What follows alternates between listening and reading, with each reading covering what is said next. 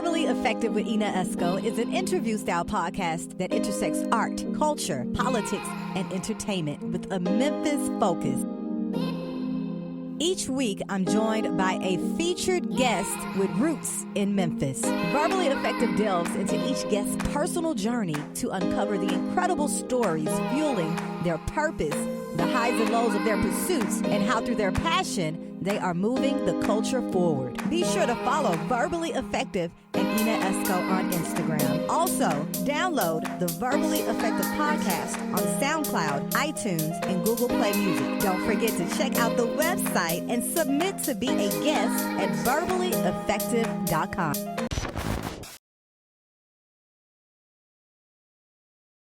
Hey guys, welcome to another edition of the Verbally Effective podcast powered by We Are Memphis. Bring your soul. I'm your host, your double E, Ina Esco. I hope you guys have already hit that subscribe button on all platforms for the pod. Also, that Ina Esco YouTube channel as well. And you know what? I'm just going to go right into the pod because we are in his beautiful establishment over here at Spotlight Productions. He is an Emmy Award winning three-time a filmmaker, honey. You've probably seen him out here filming at some of the most grand places in the city of Memphis. We're going to talk about everything he's doing with the media, new media, everything encompassing media. I'm talking about Fabian Matthews. What's up, Double E? How are you? I'm doing good. Normally, I'm in your chair. Yes. Yeah, normally I'm in your chair, but man, it feels good to be on Verbally Effective. I'm so glad you're here. You know, I was a guest on your podcast, The Smoke The Pod. Smoke. We putting some in the air right now. We bringing this to Verbally Effective. I hope I'm still lit. Let me see.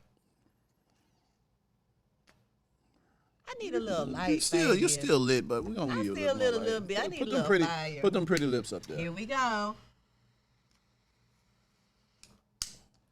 There we go. Okay, Fabian, I've been knowing you a long time. You know, your background, even with the news, your work with them. But we're going to start at the beginning. The very beginning. Uh-oh. Where are you originally from? I was born in Chicago, Illinois. And my mom was from Arkansas, so we went back from Chicago to Arkansas till we finally ended up in Arkansas. What part of Arkansas? This little place called Pine Bluff, Arkansas. I know about Pine Bluff. I know about Pine Bluff. And my mom's from this little town called Star City. Star City. Yeah, that's where a lot of my people are from, Star City in Chicago. Okay, so how much of your life did you spend in Chicago? Till I was about 10. Okay, was it real fast? Do you remember that, or not so much as a kid? You know what? It was a community to me because all my folks were there. So we have a big family. We had a big family. My grandmother, God rest her soul, she had a lot of kids, and some of their kids had a lot of kids, and so I got cousins and cousins and uncles and aunts. Yes. So I got it all, but I wouldn't ask for nothing more than that. It was really cool. Okay, and your time in Arkansas, in Pine Bluff. I went to a couple of schools. I went to Dalloway, I went to Washington Chapel, and then we moved to Memphis because my mom went to Memphis College of Arts. My mom's an artist. Wow. And my senior year, I was at Memphis Central. My senior year, we moved back to this little town called Star City, Arkansas, where my mom was from. Okay. And so I graduated high school there and moved as far away from there as I could. I went to Jonesboro to go to Arkansas State. What did you major in? I started out as a business major, and I was like, you know what? Let me go to the Army and get my life together. So I went to the Army, did the reserve thing. I was a cook in the Army. Were you? Yeah, I did the reserve thing. Come on, Chef Came back, and I heard some guys talking about radio TV. I was like, you know what? That might be cool. So the next day, I went and switched my major, started taking radio TV classes. I took one class. The guy that was teaching the class, Mike Bowman, he's like, hey, man, you're pretty good. And he's also the creative service manager at the local TV station, KAIT. And he said, if I have an opening, I want you. And this is as talent, or this is on the technical side? On the technical side. Okay. So did you have desires to be talent, or was it always technical? I was always a shy kid. Okay. I mean, I was always, even today, we do the podcast, but I was always a very shy kid. I was better behind the scenes because I could think think quick on my feet. Okay. And I was always willing to do what other people wasn't willing to do. Wow. And so what year was that when you entered the media? It was 94. Wow. So you have seen the whole landscape of media change over the years. When I first got into TV, we were just phasing out of 3/4 inch tape. A lot of people are not going to know what that is, but these big ass tapes. Mm-hmm. And we went to some smaller tapes, which was Betacam. Mm-hmm. And then I ended up when I got the job at KAIT, I learned how to do this editing, use this editing equipment called the Avid. Okay. And 3 years later, I got a call from Channel 5 saying, hey, can you come over and teach some of our people how to use the Avid? And so I went over there, and this guy, Richard Underwood, he said, hey, did anybody tell you about me? I said, well, they told me you're going to offer me a job. And he offered me a job. Wow. So the 2 jobs I ever had in TV, I never applied. I mean, I never solicited. I was called for it. That's because you called. Well, it's just because I took advantage of I took advantage of opportunities. The door opened up just a little bit, I'm in there. And then, I've over the years learned certain charisma to, people like me sometimes. Wow. Did you like working in TV? I loved it. It just didn't make any money. It's just like, people that you work in TV or radio, people think you make all this money. That's what they but think. They think that. And in both radio and TV. Yes. And I think radio, y'all made less than us. Yes. It's not a big difference. But, to be in front of the TV or for people to hear your voice every day, they relate that to some success, but financially, but no. It's not there, but the perks from it. A lot of opportunities come with it. A lot of opportunity. You have to take advantage of your situation. And then about 3 years at working at Channel 5, I was like, you know what?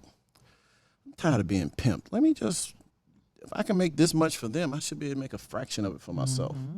And so me and a couple of other guys, we started Spotlight Productions, and 22 years later, still doing pretty good. Wow. Let's talk about Spotlight Productions. Tell the verbally effective audience everything that's encompassed with Spotlight Productions, because you do a lot. We do a lot. We started out, our slogan was anything but ordinary, which, we tried to put our different mark on everything that we touched. And I was the one that could do pretty much everything, shoot, edit, everything we need to do, to shoot, edit, write, whatever it needs to be done. I can take a project from start, from you telling me a couple of ideas till it's on television right now. So, and then when we opened up, we wanted to be in a situation where if somebody called us at 12 o'clock at night, they can get a finished spot done by in the morning. So we had a studio version. We had a studio.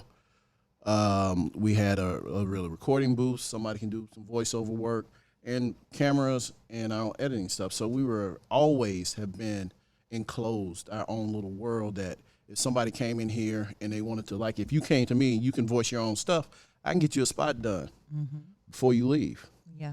So that was our motto. We wanted to take out any excuse for you not to have your commercial. Like a one-stop shop. One-stop shop. Wow, and you're still doing it to this day. Still doing this to this day. I've worked and met some incredible people over the time, and a lot of the people nobody would ever know. Nobody would ever know that Denzel Washington's wife, Pauletta Washington, I shot her in this studio. Wow. Nobody, because some things I know I probably should do a better job at telling everybody what I do and all that stuff, but that's just not me. That's not my nature. Who have been some of your favorite clients to work with over the years? Oh man, there's been quite a few, huh? It's been quite a few. I love working with the Civil Rights Museum. I love the work I do with the Civil Rights Museum. I love it. I mean, that's one client that I move things around to help get that message out. And believe it or not, they give me a lot of leeway with their product. I do all the video work for the Freedom Awards. I don't know if you've ever been to a Freedom Awards. All the videos that's shown, I did them. And, I cut stuff out of it. I was like, this don't work. Cut it out. And it works better now. So, they gave me that they allowed me to be that person for them because they know it. I care about the product probably more than they do sometimes. So I love working with the Civil Rights Museum. I love working with the city. I love working with Nike. Big clients. It was me and myself and Howard Robinson. We did this project. It was still on air, which everybody knows. Is what dude said, don't lose your head, use your head, man. Yes, who don't know that? Yeah. Especially here in Memphis. Yeah, the interesting story about that was just Howard called me up. He said, man, I got this idea. And I said, all right, let's come on down to the studio. Let's shoot it. She said, well, the city don't get it, so we're going to have to do a little spec spot.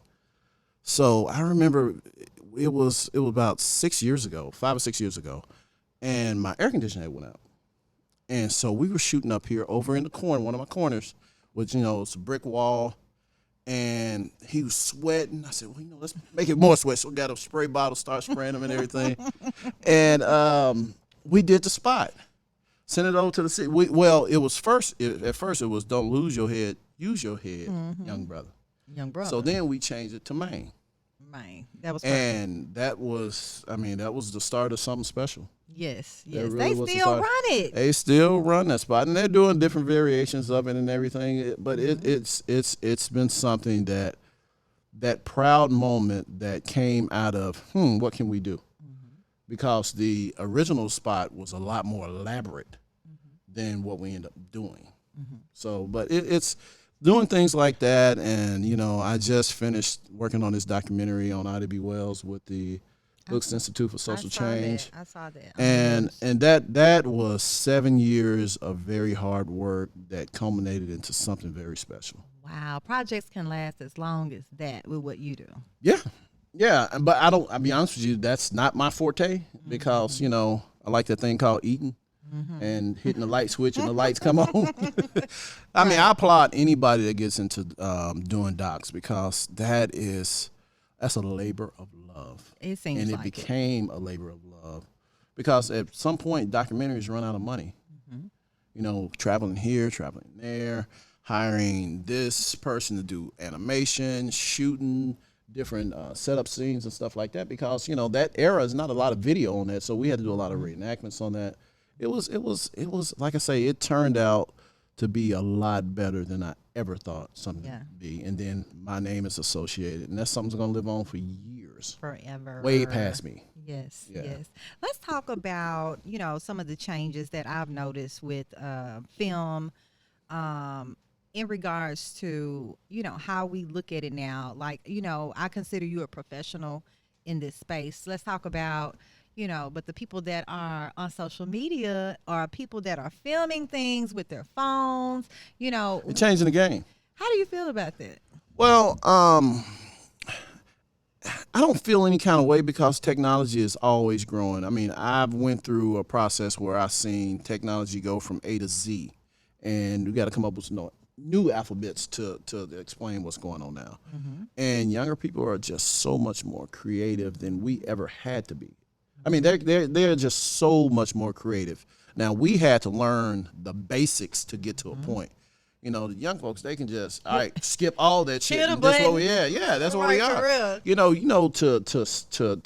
To airbrush somebody's face back in the day, you had to take the picture, put the picture in Photoshop, do this, do that, do that. Now you just boop, there we go. I don't like that one. I don't like that one. And that's the cool thing about technology. But the interesting thing, you take somebody like me or somebody that came up in my era, and you like, all right, so let's put what we learned to this new process. And to me, it's even better. It's certain things I think it's a learning curve with people, I think, that the younger generation don't have that we have. Because at the end of the day, you still got to talk to people. Yes, communication is a big factor, and you can't always meet at Starbucks. You can't always text me, email me. Sometimes people want to see you face to face. Oh, wow. And you got to be able to form a whole sentence in front of them and be confident in front of these people. And this reminds me of a conversation I have with my 16-year-old all the time about communication. Like, that's the key. And that's what I think some of them may be lacking. Yeah, that's where most of them are lacking. And then they're so quick to, you don't want to fuck with me because I'm young, blah, blah, blah. It ain't got nothing to do with that. It's like when people come work for me, you're representing my brand. If you mess up, they ain't calling you, they calling me. Right. You mess up, they holding the check that I got to use to pay you. You know, and a lot of people don't realize, it's like, you know, I had this one guy say, well, you know, man, it just seemed like I'm just building your dream. I said, well, hopefully you're learning how to do this yourself. Yes. Because I'm giving you the knowledge to do this and to do it right. Yeah. You know, where you take it, that's on you. Right. Wow. I think patience is a big factor too. Patience is a huge factor, and I just learned that. You just Man, learned, I was not the most patient person. Okay. I really wasn't. I was and a lot of it is because this industry came easy to me.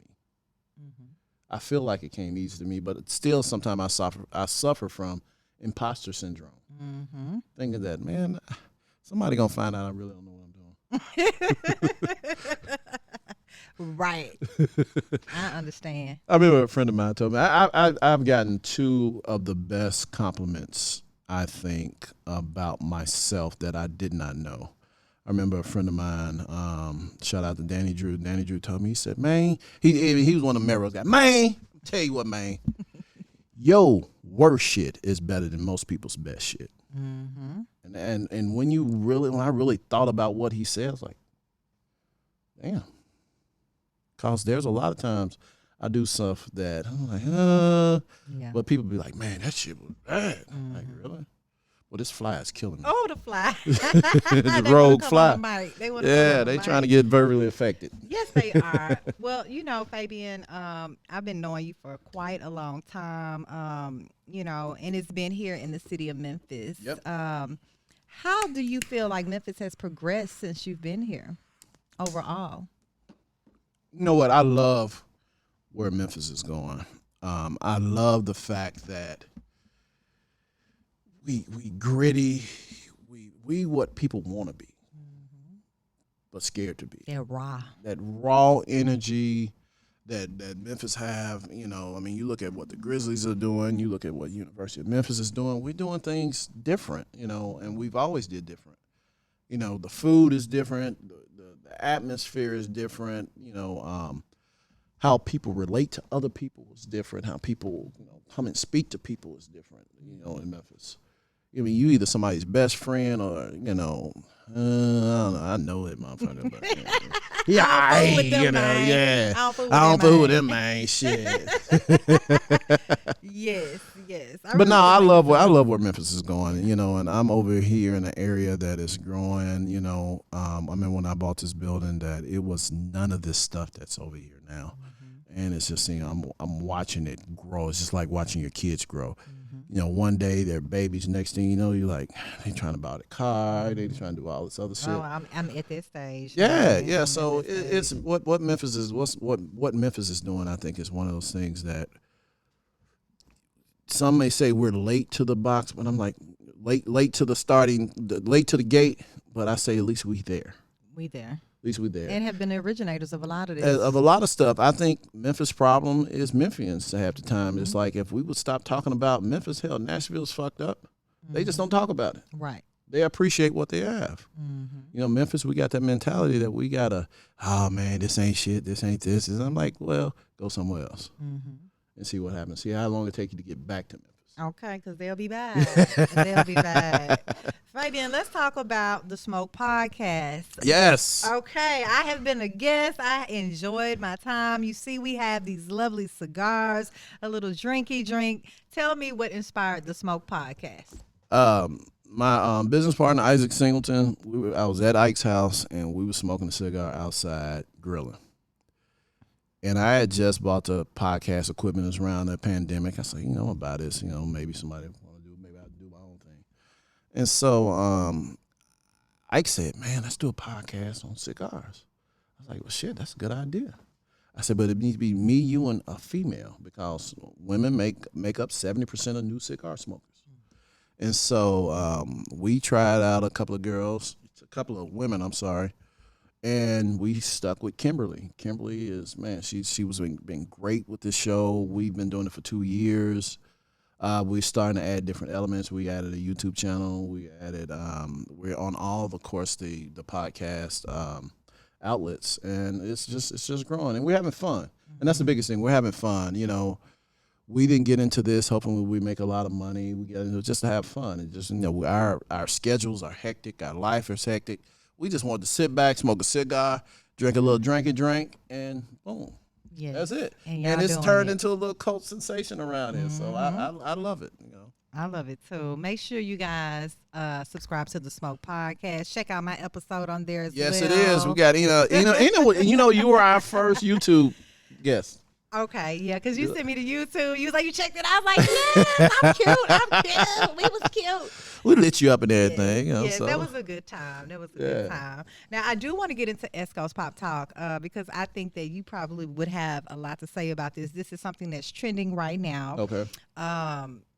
They just announced that R. Kelly got 30 years. 30 years.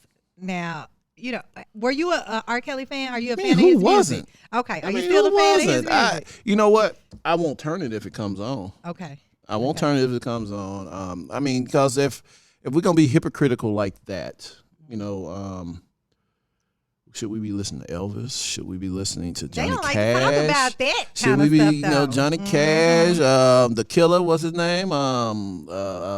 Whatever his name is. There's a lot of these cats that, like young girls. yeah, like young girls. I mean, R. Kelly took it to a whole nother level, but Yeah, he did, and he sang about it. and he sang about it. R. Kelly, at least, like my guy said, he told you what he was looking for. He told you.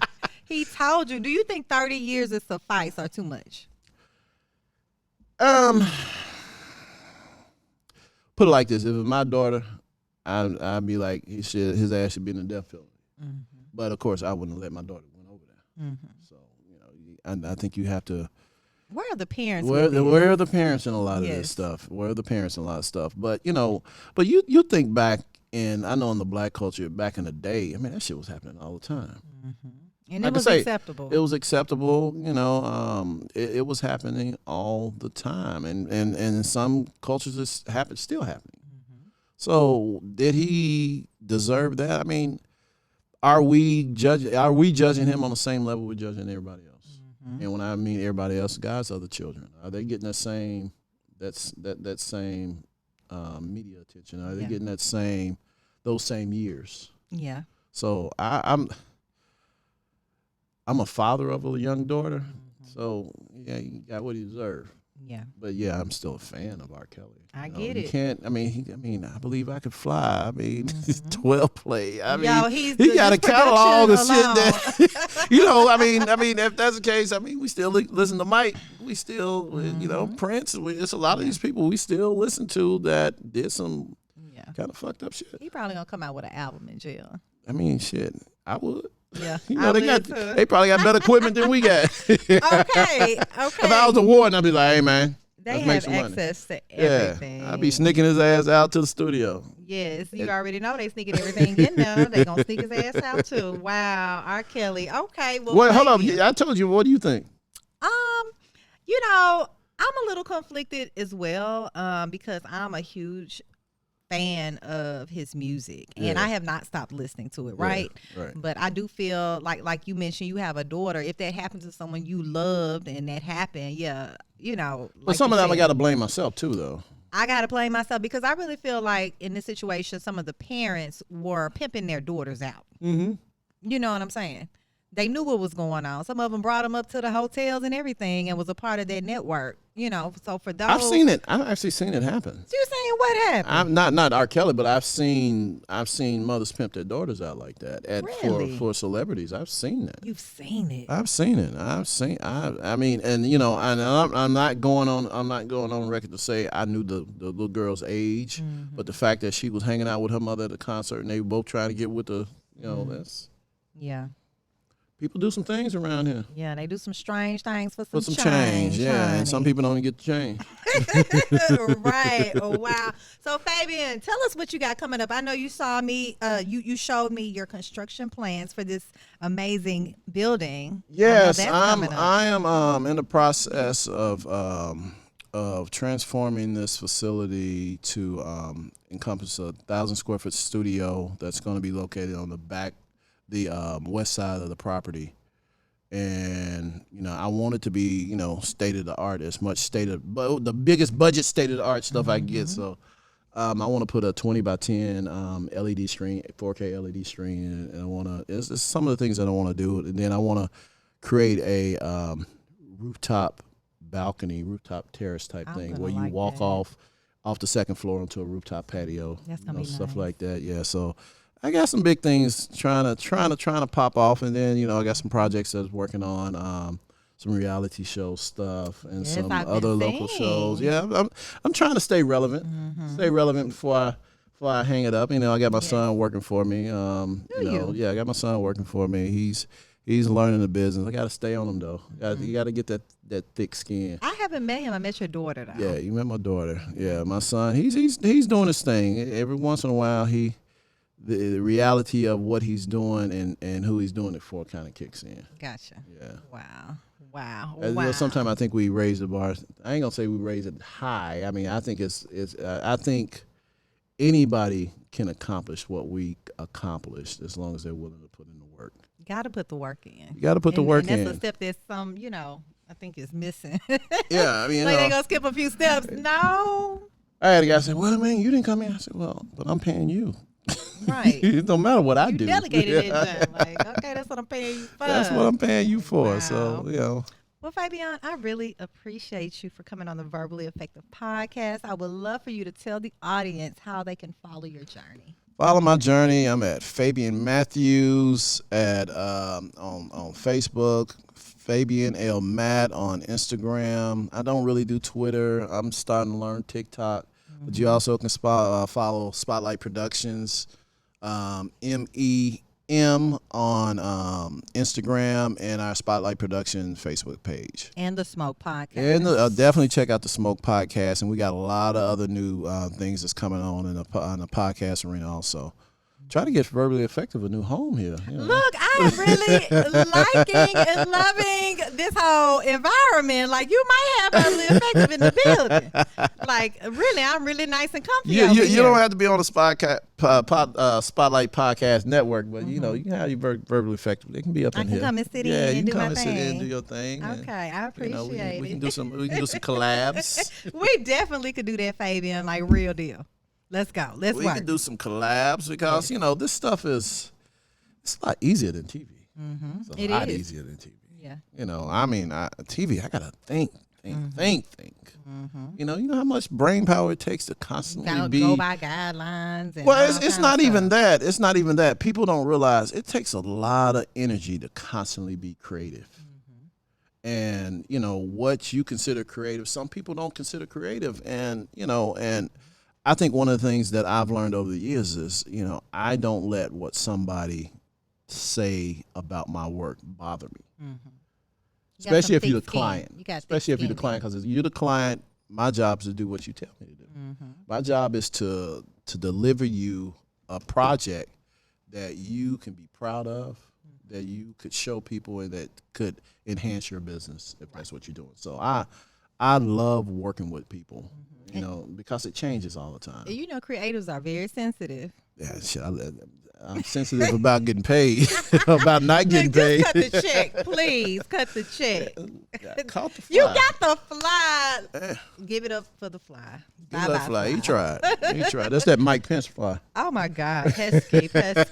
Well, Fabian, thank you so much for coming. That's it, man. Podcast. I thought we had more than that, man. We do a good 20, 30. I know on the smoke, y'all be rolling, but smoke, we just let it flow. If it goes an hour, it was a good hour. Yes, but you have provided us with some insightful info on your life and your journey, and I know a lot of people are inspired and want to do what you're doing. So all I can tell you is just do it.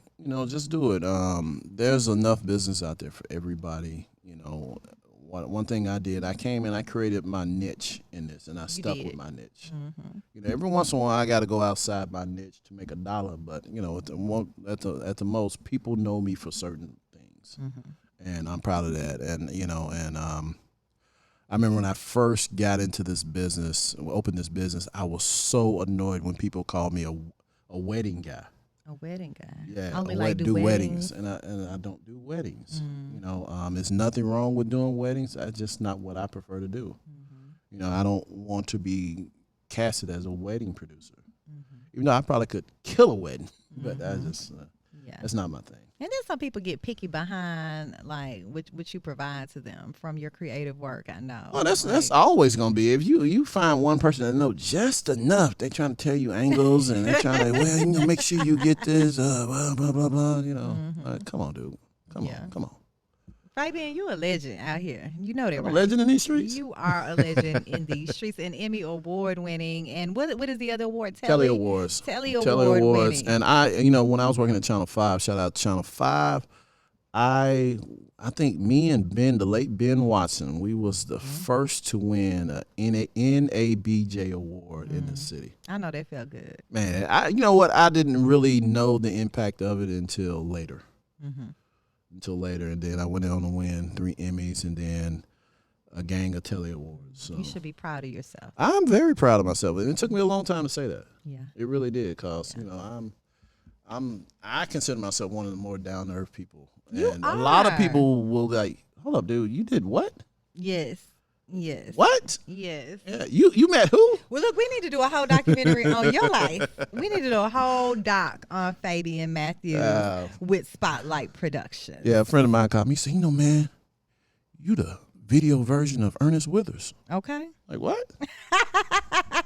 You doing it out here, Fabian. I'm trying. I'm and trying. then I've providing been the blessed. space for others as well. Yeah, you know, I'm willing to help anybody. You know, the thing about I've learned about helping people, a lot of people only want the help on their time and their terms.